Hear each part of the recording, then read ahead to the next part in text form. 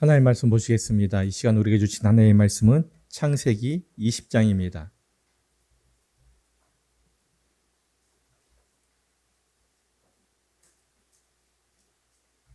창세기 20장 봉독해 드릴 때에 하나님의 말씀을 경청하시기 바랍니다.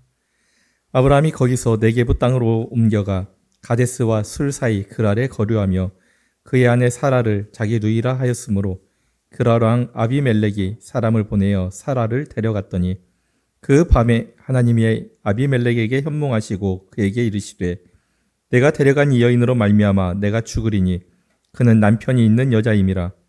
아비멜렉이 그 여인을 가까이 하지 아니하였으므로 그가 대답하되 주여 주께서 의로운 백성도 멸하시나이까?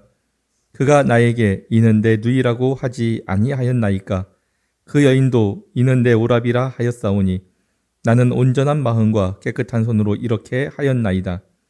하나님이 꿈에 또 그에게 이르시되 내가 온전한 마음으로 이렇게 한 줄을 나도 알았으므로 너를 막아 내게 범죄하지 아니하게 하였나니 여인에게 가까이 하지 못하게 함이 이 때문이니라. 이제 그 사람의 아내를 돌려보내라. 그는 선지자라. 그가 너를 위하여 기도하리니 내가 살려니와 내가 돌려보내지 아니하면 너와 내게 속한 자가 다 반드시 죽을 줄 알지니라. 아비멜렉이 그날 아침에 일찍 일어나 모든 종들을 불러 그 모든 일을 말하여 들려주니 그들이 심히 두려워하였더라. 아비멜렉이 아브라함을 불러서 그에게 이르되 내가 어찌하여 우리에게 이렇게 하느냐? 내가 무슨 죄를 내게 범하였기에 내가 나와 내 나라가 큰 죄에 빠질 뻔하게 하였느냐? 내가 합당하지 아니한 일을 내게 행하였도다 하고 아비멜렉이 또 아브라함에게 이르되 내가 무슨 뜻으로 이렇게 하였느냐? 아브라함이 이르되 이 곳에서는 하나님을 두려워함이 없으니 내 아내로 말미암아 사람들이 나를 죽일까 생각하였으며 또 그는 정말로 나의 이복 누이로서 내 아내가 되었음이니라. 하나님이 나를 내 아버지의 집을 떠나 두루 다니게 하실 때에 내가 아내에게 말하기를 이후로 우리의 가는 곳마다 그대는 나를 그대의 오라비라 하라. 이것이 그대가 내게 베풀 은혜라 하였었노라. 아비멜렉이 양과 소와 종들을 이끌어 아브라함에게 주고 그 아내 사라도 그에게 돌려보내고 아브라함에게 이르되 내 땅이 내 앞에 있으니 내가 보기에 좋은 데로 거주하라 하고 사라에게 이르되 내가 은 1000개를 내 오라비에게 주어서 그것으로 너와 함께한 여러 사람 앞에서 내 수치를 가르게 하였노니 내 일이 다 해결되었느니라. 아브라함이 하나님께 기도하며 하나님이 아비멜렉과 그의 아내와 여종을 치료하사 출산하게 하셨으니 여호와께서 이왕에 아브라함의 아내 사라의 일로 아비멜렉의 집의 모든 태를 닫으셨음이더라. 이 말씀은 살아계신 하나님의 말씀입니다. 아멘. 한 주간 잘 지내셨습니까? 오늘 우리는 창세기 20장 말씀을 통해서 우리는 그러나 하나님은 이라는 제목으로 하나님의 말씀을 나누기 원합니다. 오늘 이 말씀 가운데에 하나님의 은혜가, 우리 주 예수 그리스도의 은혜가 여러분 모두에게 임하기를 원합니다. 우리가 집에서 많이 사용하는 게 있습니다. 그릇입니다. 음식을 먹을 때도 사용하고요. 물을 마실 때도 사용하기도 하고 가장 많이 사용하는 것 중에 하나가 그릇이 아닌가 싶습니다. 그런데 여러분이 집에서 사용하는 그릇이 어느 날 갑자기 금이 가 있거나 깨졌다면 이렇게 된다면 어떻게 되시겠습니까? 이 그릇을 어떻게 하실까요? 싹 모아다가 쓰레기장에 아마 갖다 버릴 겁니다.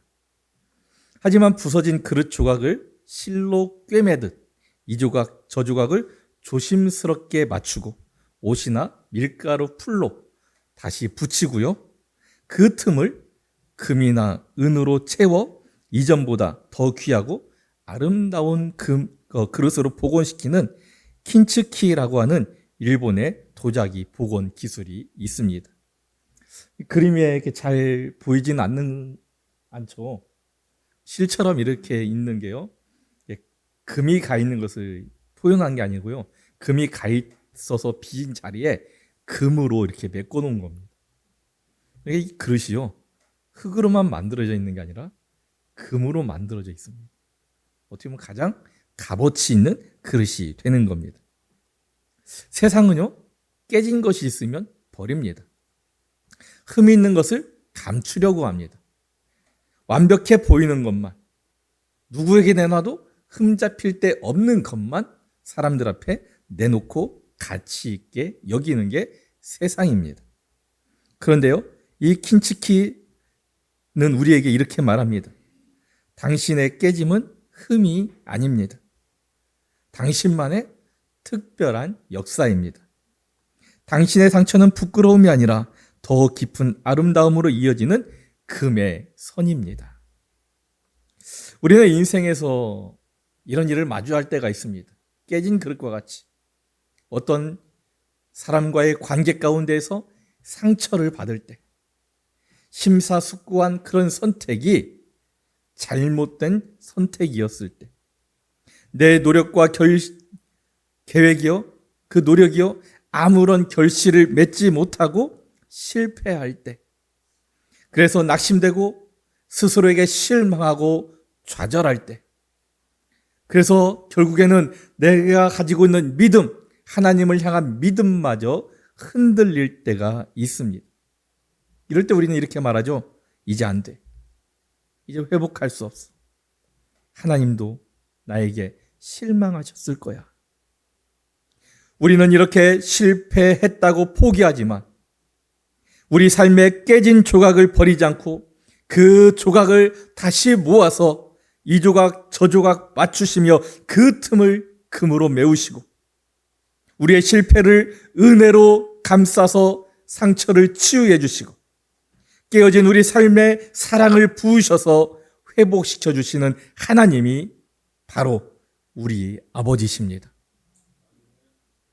사람이 실수를 하고요, 죄를 짓는 본성을 가지고 있다면 하나님은 우리를 긍휼히 여기시고 사랑하시는 본질을 가지고 계신 분입니다. 그 사랑 때문에 우리가 실수해도, 그 사랑 때문에 우리가 죄를 져도 하나님은 우리를 용서하시고 회복시켜 주십니다. 사람에게 나타나는 여러 가지 특징이 있습니다. 여러분은 자신만의 특징이 있다면 어떤 특징이 있다라고 생각하십니까? 한 개인의 특징이 다 있겠지만 이 시간 우리는 한 개인의 특징이 아니라요, 모든 사람들에게 공통적으로 나타나는, 공통적으로 가지고 있는 특징을 보고자 합니다. 모든 사람에게 가지고 있는 공통적인 특징은 뭐냐? 바로 죄인이라는 거죠. 완전하지 않은 존재라는 겁니다. 오늘 본문은요, 실수하고 실패하는 아브라함을 통해서 우리가 그렇게 완벽하지 못한, 우리가 하나님 앞에 죄인이라는 것을 말씀하고 있습니다.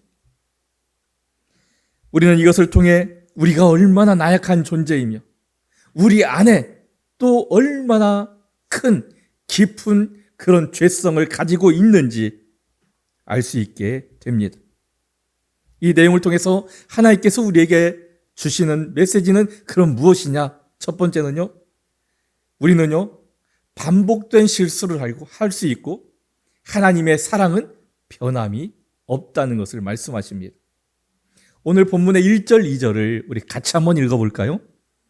아브라함이 거기서 네게부 땅으로 옮겨가 가데스와 술 사이 그랄에 거류하며 그의 아내 사라를 자기 누이라 하였으므로 그랄 왕 아비멜렉이 사람을 보내어 사라를 데려갔더니, 아브라함이 하나님의 부르심을 받고요, 이제 하나님을 믿는 삶을 시작합니다.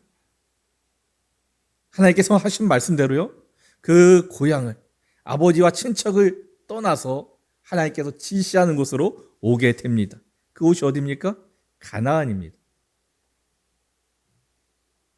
하지만 그는요, 얼마 되지 않아서 큰 실수를 하고 맙니다. 바로 하나님의 말씀에 순종하지 않고 하나님의 묻지 않고 애굽으로 내려간 일입니다. 그곳에서 아브라함은 바로를 만납니다. 이 세상의 권세자를 만난 겁니다. 그를 따르는 무리들을 만납니다. 그들을 두려워하고 그곳에서 자기 아내 사라를 누이라고 속입니다. 이 일로 아내를 뺏길 뻔하지만 하나님께서 개입하심으로 이 사건이요, 화를 당하지 않고 원만하게 잘 해결이 됩니다. 그런데 오늘 본문에서 참 믿기 어려운 일이 또 일어납니다. 아브라함이요, 또다시 아내를 누이라고 속인 겁니다. 사람이요, 살면서 시간이 흐르면서 나이가 들어가면서 어떤 모습으로 변합니까? 조금 더 성숙해집니다. 많이 배우고 경험을 쌓고 때로는요, 어떤 성취를, 때로는 실패를 통해서 자기 자신을 성장시켜 나가는 게 바로 사람의 모습입니다. 그런데요, 왜 우리가 더 성장해 나갑니까? 배운 것 때문에, 때로는 실수한 것 때문에 결국은 똑같은 실수를 반복하지 않게 되면서 자기를 성장시켜 나가게 되는 겁니다. 그런데요, 많은 책을 읽고 많이 배우고 이런저런 경험을 통해서 많은 것을 할 수 있게 됨에도 불구하고 우리는 실수하고 넘어질 수 있습니다. 여러분 중에 누가 나는 절대 실수하지 않는 인생을 살 수 있습니다, 나는 한 번도 실수하지 않습니다라고 장담할 수 있겠습니까? 여러분 중에 혹시 그런 분이 계신가요? 우리나라에서요, 머리가 좋기로 유명한 사람들, 이 머리 좋은 사람들이 연구원으로 모여 사는 그런 지역이 있습니다. 대전 유성에 있는 대덕연구단지입니다. 그곳에요, 어느 연구원 부부가 있었습니다. 서로 각자, 두 부부가 다 연구원이었기 때문에 서로 바쁩니다. 그래서 어떻게 보면 가족 여행을 한 번도 간 적이 없어요. 그런데 우연찮게 하루 동안 이 두 사람이 같이 쉴 수 있는 날이 생긴 겁니다. 하루지만 이 오랜만에 여행을 가자고 해서 아이를 데리고요, 여행을 떠나게 되었습니다. 혹시라도 또 자기가 일하는 곳에서 갑작스럽게 부를까 봐 빨리 출발하자고요, 아무것도 준비하지 못하고 간식마저도 고속도로 휴게소에서 준비하자 해서 고속도로에 들어가서 휴게소에 들어갔습니다. 이것저것 간식거리를 사가지고요, 품에 안고 들뜬 마음에 빨리 차에 타고 출발하자고 해서 차에 타서 출발을 했습니다. 그런데 휴게소를 빠져나가서 한참 속도를 막 내고 있다 보니까 세상에 아기를 안 태우고 온 거예요. 다음 IC까지 가서 차를 돌려갖고 또 다시 뒤에 IC까지 와서 또 차를 돌려서 휴게소에 오니까 아이가 어떻게 하고 있을까요? 울고 있는 겁니다. 아빠가 그 아이를 보면서 막 뛰어가서 달래면서 차에 태워갖고 출발을 합니다. 아이를 도닥이면서 달래면서 운전을 하려니 쉽지 않습니다. 그래서 아내에게 자기가 아이 좀 달래봐 하는데 이게 웬일입니까? 이번에는 아내를 안 태우고 온 거예요. 사람의 모습이 이런 거죠. 누가 실수하지 않겠다고요? 똑같은 실수를요, 계속 반복하면서 할 수 있는 게 바로 사람이라는 겁니다. 아브라함을 보십시오. 아브라함이요, 하나님의 부르심을 받고 지금 이 창세기 20장에 올 때까지, 12장부터 20장에 올 때까지요, 얼마나 많은 신학적인 체험을 했습니까? 하나님의 어떤 부르심을 받았습니다. 고향에 있을 때 부르심을 받고요, 이제 가나안에 와가지고요, 그때부터 하나님과 동행하는 삶을 시작합니다. 그때부터 어떤 일이 있습니까? 애굽에서 하나님의 보호하심을 경험했습니다. 조카 롯과 헤어졌지만 조카 롯이 어떤 전쟁 포로로 끌려갔다는 소식을 듣고요, 자기 집에 있는 사병 380명을 데려가서 구출하는데 하나님의 도우심으로 구출을 합니다. 하나님께서 내가 너와 함께 하겠다, 내가 너에게 한 약속을 이뤄주겠다라는 그 증표로 할례를 받습니다. 기도를 통해서요, 소돔에서 롯을 또 구해냅니다. 이렇게 아브라함처럼 하나님의 인도하심의 역사를 계속해서 체험하는 사람이 과연 얼마나 있을까? 근데 여러분도 그렇게 할 수 있습니다. 하나님을 온전히 믿고 신뢰하면 아브라함처럼 인생의 모든 순간순간마다 하나님의 은혜를, 기적을 체험할 수 있는 겁니다. 자, 그런데도요, 이렇게 하나님의 은혜를 계속 체험하며 살았던 아브라함, 하나님을 신뢰하지 못하고요, 또다시 실수하는 겁니다. 그것도 과거에 했던 실수, 아내를 누이라고 속인 실수를 또 하는 겁니다. 아브라함이 왜 같은 실수를 이렇게 또 반복해서 하게 되었을까? 두려웠기 때문입니다. 우리가 두려움에 빠지면은요, 아무것도 할 수 없게 됩니다. 우리가 두려움에 빠지면은요, 하나님을 온전히 믿을 수가 없습니다. 여호수아가 두려움에 주저합니다. 하나님께서 이제 모세 이후에 새로운 지도자, 가나안을 정복할 지도자로 여호수아를 불렀을 때요, 여호수아가 두려움에 주저하자 하나님께서 뭐라고 하십니까? 내가 너와 함께 할 테니 두려워하지 말라. 여호수아에서 1장 9절에 말씀하십니다. 살아가요. 자기 집에 찾아온 하나님을 보면서 웃습니다. 하나님께서 왜 웃느냐고 물으셨을 때에 사라가 두려워서 하나님께 웃지 않았다라고 거짓말을 합니다. 그리고 오늘 본문에서 두려워하는 자들이 또 나옵니다. 누가 두려워할까? 8절에 보니까요, 한번 같이 읽어볼까요? 아비멜렉이 그날 아침에 일찍이 일어나 모든 종들을 불러 그 모든 일을 말하여 들려주니 그들이 심히 두려워하였더라. 밤에요, 아비멜렉이 꿈을 꿉니다. 하나님이 나타나셔서 사라 때문에 네가 죽을 것이다, 이 꿈을 꾼 것을 이 신하들에게 얘기하니까요, 신하들이 두려워하는 거죠. 이 사람들이요, 하나님을 두려워한다는 거죠. 그런데요, 아브라함은 하나님을 두려워하는 게 아니라 사람들을 두려워하는 거예요. 왜 그럴까요? 권세를 가진 아비멜렉도 두렵고 그의 추종자들도 두려워했지만 정말 아브라함이 두려워했던 거는요, 그 사람도 두려워했고 하나님도 두려워했습니다. 왜? 네게부 땅에 하나님이 안 계실 것 같다라고 생각했기 때문입니다. 여러분, 아브라함이 고향을 왜 떠났습니까? 하나님을 만나고 떠났잖아요. 베델에 와서 그가 하나님께 제사 드리면서 누구를 만납니까? 하나님을 만납니다. 그가 가는 곳마다 누구를 만납니까? 아브라함은 하나님을 만납니다. 이제 네게부로 내려옵니다. 네게부는요, 사해의 동서쪽에 아주 저 밑에 있는 그런 지역입니다. 그렇다면 지금까지 자기가 가는 곳마다 하나님을 만났다면 아브라함은요, 어떻게 보면 학습의 효과로 이곳에서도 하나님이 계셔라고 생각했어야 합니다. 믿을 수 있었어야 합니다. 그럼에도 불구하고 아브라함은 그렇지 않고요, 이곳에는 하나님이 계시지 않아. 이곳에는 하나님의 영향력이 미치지 않을 거야. 스스로 단정 지어 버린다는 거죠. 아브라함은요, 자기 고향 하란에서도, 그리고 애굽에서도, 그리고 그 가는 모든 곳에서 하나님을 만났습니다. 하나님은 언제나 어디서나 아브라함과 함께 하셨습니다.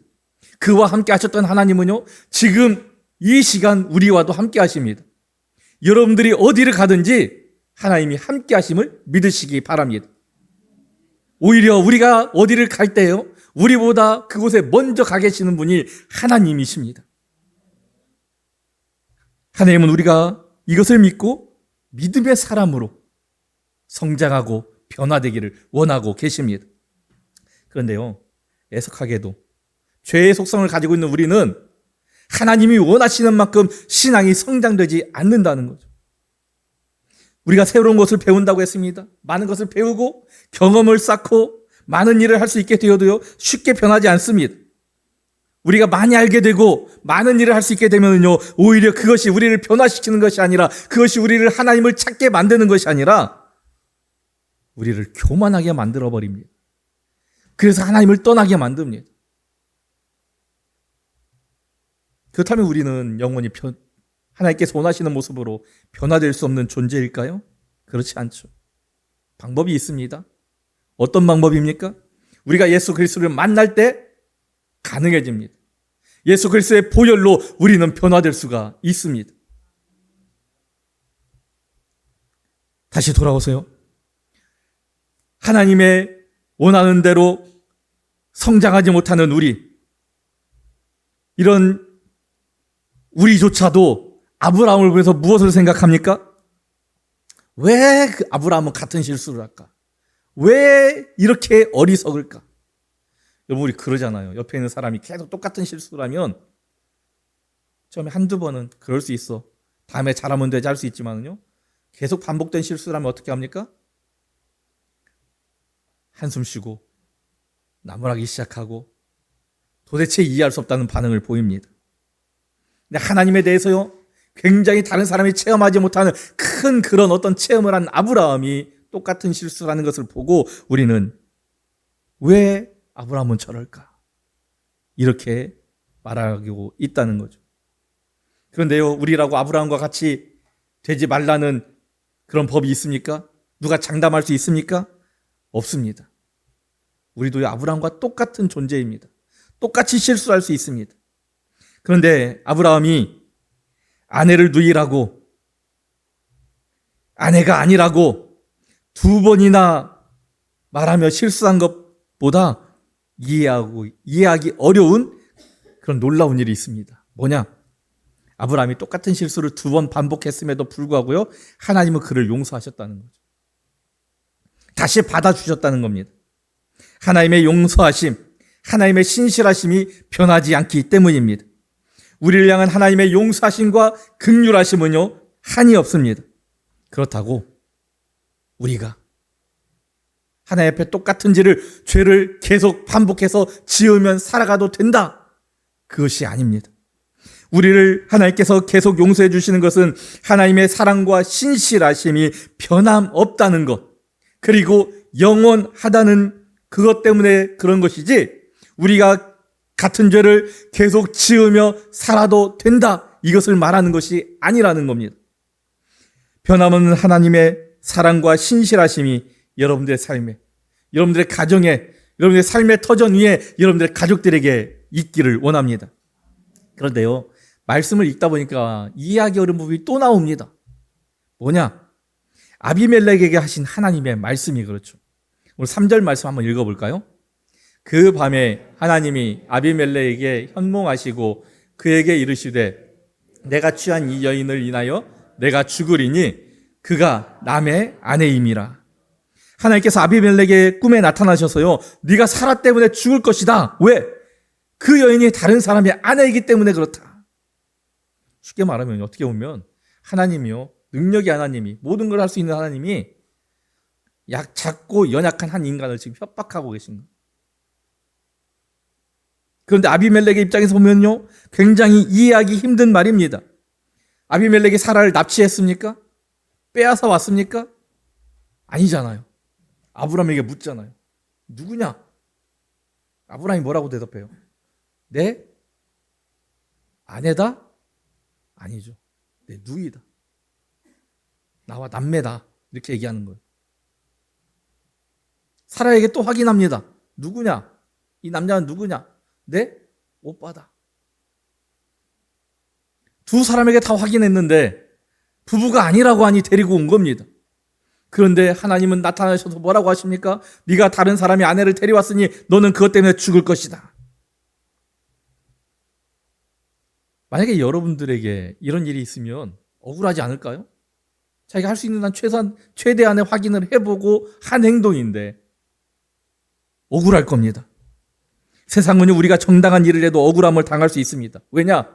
상대가 고의적으로 나를 속이려고 하거나 그렇지 않고 본의 아니게 속일 수 있기 때문에 그렇습니다. 그런데 이 일이요, 아비멜렉의 입장에서 보면 억울한 일이지만 아브라함의 입장에서 한번 생각해 봅시다. 아브라함의 입장에서는요, 이것이 하나님의 은혜입니다. 하나님의 도우심이고 하나님의 사랑입니다. 아비멜렉의 이야기를 보면서 우리는 하나님께서 택하신 자기 백성을 이렇게 사랑하시고 이렇게 보호하심을 볼 수 있는 겁니다. 하나님께서 왜 자기 자녀를 택한 우리를요 사랑하실까요? 왜 이렇게 은혜를 베풀어 주실까요? 부모가요, 자기 자녀를 봅니다. 자녀를 보니까 어때요? 마음에 안 드는 거예요. 옆집 애기보다 공부도 못하고, 옆집 애보다 운동도 못하고, 옆집 애기보다 노래도 못 부르고, 만약에 이런다고 생각해 봅시다. 옆집 아이보다 잘난 것이, 나은 점이 하나도 없는 것 같다고 해서 내 자녀를 향한 이 사랑을 멈출 수 있나요? 끊어낼 수 있나요? 이 사랑을 거둘 수 있을까요? 그럴 수 없습니다. 내 아이가 못났고 잘하는 것이 없으니 내 아이지만 내 아이는 버리고 나는 이제부터 옆집 아이를 케어하리라. 이 아이를 돌보아 주리라. 나중에 내가 죽게 되면 내 유산도 내 자녀가 아니라 내 옆집 아이에게 주리라. 이런 부모님이 있을까요? 없습니다. 아무도 없습니다. 부모는요, 내 자녀가 부족해도 내 자녀를 사랑합니다. 끝까지 품어주는 게 부모입니다. 이것은요, 그 부모가 잘못된 게 아닙니다. 불공정한 게 아닙니다. 자기 자녀를 향한 부모의 심정이고 그 사랑의 표현입니다. 우리를 향한 하나님의 사랑이 이와 같기에 우리가 살다가 혹시라도 실수하고 죄를 짓고 넘어진다 할지라도 하나님은 우리를 용서하시고 지키시고 도우시고 다시 회복시키셔서 일으켜 세워주시는 분입니다. 사람이 착하고 의롭게 살기 때문에 하나님의 보호를 받을까요? 아니라는 거죠. 만약 우리가 착하고 의로워야 하나님의 사랑을 받고 은혜를 받을 수 있다면 여러분 중에 누가 하나님의 사랑을 받을 수 있겠습니까? 우리 중에 하나님의 사랑을 받을 수 있는 사람은 아마 아무도 없을 겁니다. 우리가 직접 나갔다는 이유만으로 내 자녀를 사랑하고 내 자녀에게 무조건적인 무한적인 사랑을 베푸는 것처럼 하나님께서 우리를 구원하시고 자녀 삼아 주신 것은요, 우리를 지으시고 우리를 택하셨기 때문입니다. 하나님께서 우리를 택하셨다는 이유 때문에 우리가 잘났건 못났건 우리를 사랑하시고 보호하시고 인도해 주십니다. 우리가 하나님의 뜻대로 살지 못하고 실수하고 실패하고 넘어져도 하나님은 결코 포기하지 않으심을 믿으시기 바랍니다. 그래서 우리가요, 신앙생활하다가 믿음이 흔들려 넘어지고 쓰러져도 다시 일어설 수 있는 그 이유가 뭡니까? 힘을 다시 낼 수 있는 이유가 뭡니까? 시편 37편에 이렇게 말씀하십니다. 같이 읽어볼까요? 그는 넘어지나 아주 엎드려지지 아니함은 여호와께서 그의 손으로 붙드심이로다. 하나님께서 여러분들을 붙드시고 계심을 믿으시기 바랍니다. 두 번째는요, 하나님은 택한 자의 기도를 원하시고 응답해 주십니다. 7절 앞부분인데요, 한번 같이 읽어볼까요? 이제 그 사람의 아내를 돌려보내라. 그는 선지자라. 그가 너를 위하여 기도하리니 내가 살려니와. 하나님께서 아브라함을 부르실 때요, 하신 말씀이 하나 있습니다. 뭘까요? 창세기 12장 3절에 나와 있는데 너는 복이 될지라. 너는 복이 될지라. 그리고요, 18장에 하나님께서 아브라함을 다시 찾아옵니다. 장막에 앉아있는 아브라함을 다시 찾아오는데 그때는 뭐라고 말씀하셨느냐? 그를 통해 천하 만민이 복을 받게 될 것이다. 그래서 우리가 아브라함을요, 복의 근원이라고 이야기하는 겁니다. 그런데 하나님은 아브라함뿐만 아니라 우리를 통해서도 사람들이, 세상이 복을 받게 되는 복의 통로가, 복의 근원이 되기를 원합니다.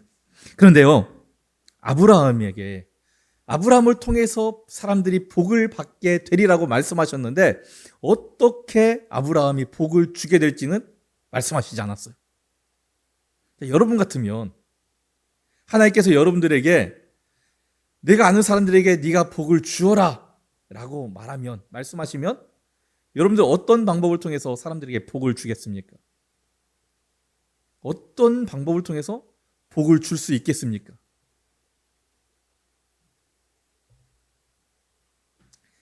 하나님께서 아브라함에게 나타나셨을 때요, 세상이 아브라함을 통해서 복을 받을 것이라, 받게 될 것이다 라고만 말씀하시고 끝난 게 아니라요, 한 가지를 더 말씀하셨어요. 무슨 말씀을 하셨느냐? 내가 소돔과 고모라를 심판하리라. 여러분, 소돔에 누가 살고 있었죠? 롯이 살고 있잖아요. 조카 롯이. 고향에서 같이 떠나왔던 조카 롯이 소돔에 살고 있어요. 그 롯을 아브라함이 구하고 싶었을까요? 안 구하고 싶었을까요? 당연히 구하고 싶었겠죠. 여러분들의 가족이 있는 그곳이, 그 건물이 만약에 무너진다고 생각해 보세요. 가서 안 데리고 나오겠습니까? 조카 롯을 구하려고 합니다.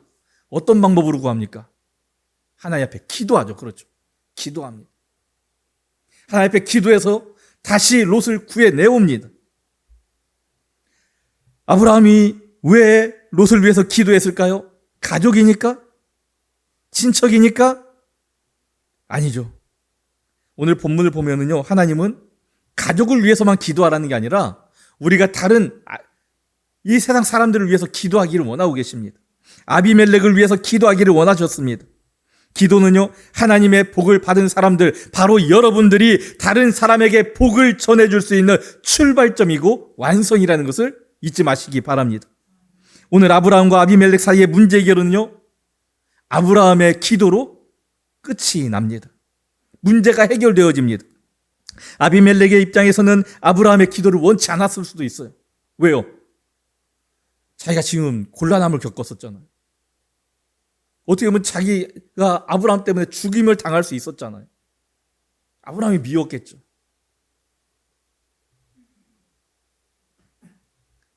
우리에게 이런 일이 있을 수 있어요. 내가 의도하지 않아서 다른 사람에게 피해를 줬는데 그 사람을 위해서 기도해야 될 때, 그렇지 않고 피해를 주지 않았는데도요,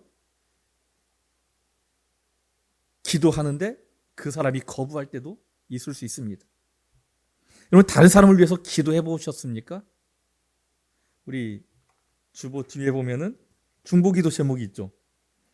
우리가 기도해야 될 사람 몇몇 우리 성도들의 이름이 기록이 되어 있습니다.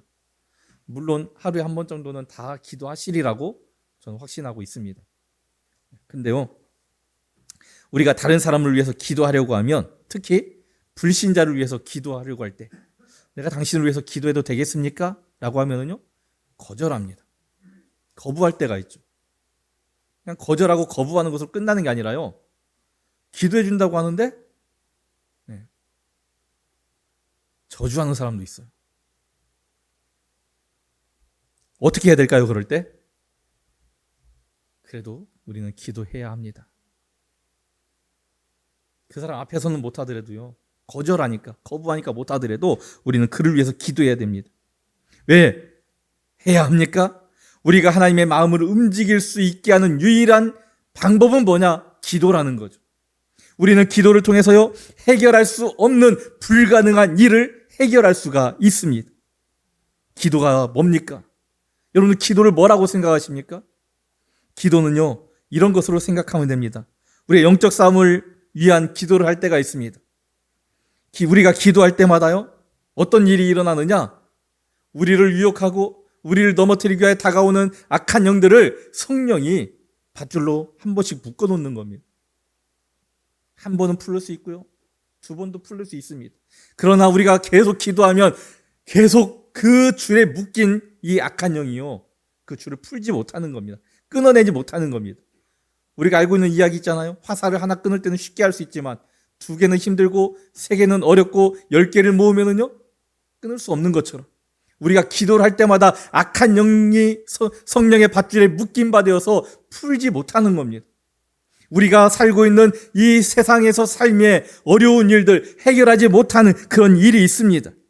너무 많이 꽉 묶여서 풀 엄두가 나지 않는 어떤 실타래 같은 그런 문제가 있을 수 있습니다. 그런데요, 우리가 기도할 때 어떤 일이 일어날까요? 그 실타래가, 묶여있는 실타래가요, 하나씩 하나씩 풀려가는 겁니다. 한동안 기도해도 변화가 없는 것처럼 느껴질 수 있습니다. 그런데요, 우리가 그걸 놓고 계속 믿음으로 하나님 앞에 구하고 기도하다 보면 어느 순간 풀려지는 그 실타래를, 우리 인생의 문제를 발견할 수가 있게 되는 겁니다. 우리는 약합니다. 당연하죠. 하나님 앞에 우리는 너무나 나약한 존재입니다. 그래서 아무것도 아닌 일, 아무 힘도 없는 것에 겁을 먹고 실수하고 넘어지고 깨질 때가 있습니다. 그러나 하나님은 우리의 깨어짐을 은혜로 메꾸어 주십니다. 우리의 상처를요, 소망으로 소독해 회복해 주십니다. 그리고 우리에게 기도하게 하심으로 세상이 볼 때에 저 사람은 아무것도 할 수 없는 그런 사람이야 하고 조롱의 대상, 비웃음의 대상이지만 그런 우리를 통해서 하나님은 복이 전해지기를 원하십니다. 여러분 약합니까? 당연하죠. 하나님 앞에서 약합니다. 그러나 하나님은 강하십니다. 능력이 많으십니다. 그리고 그 능력을 우리에게 주셨는데 우리는 그 능력을 무엇을 통해서 사용할 수 있습니까? 기도를 통해서 사용할 수 있다는 겁니다. 우리 주님은요, 우리가 하나님 앞에서 자신의 연약함을 인정하고 기도의 능력을 사용함으로써 더 이상 연약한 존재가 아니라 믿음의 강한 자가 되어서 세상을 변화시켜 나가고 우리를 통해서 세상이 복을 받게 되는 복의 근원된 삶을 살아가기를 원하고 계십니다. 기도하겠습니다. 참 좋으신 아버지 하나님 감사합니다.